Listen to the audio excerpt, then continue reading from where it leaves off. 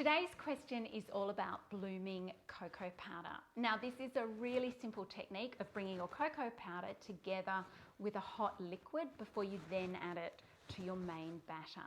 It can be used in a whole variety of recipes, including chocolate cakes, brownies, even chocolate buttercream.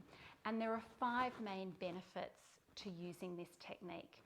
The first, and probably the most important, is that it will help intensify the chocolatey flavour of your cocoa powder, and it does this by helping to release the natural flavour compounds in your cocoa powder.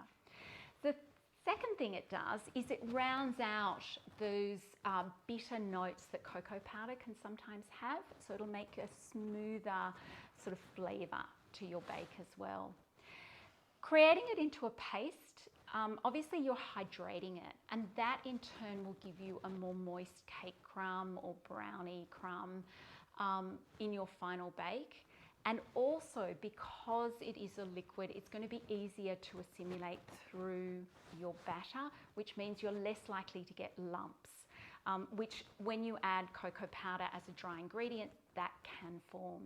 And lastly, it can intensify the colour of your bake. So you'll get a richer, darker, deeper colour with anything that you use this technique in. Now, keep in mind that this technique can be adapted, or this technique can be incorporated into any recipe that uses cocoa powder and has liquid in it as well that can be heated. But remember that that liquid, make sure it's not boiling, that it's just hot, because boiling liquid can actually cause the cocoa powder to become more bitter.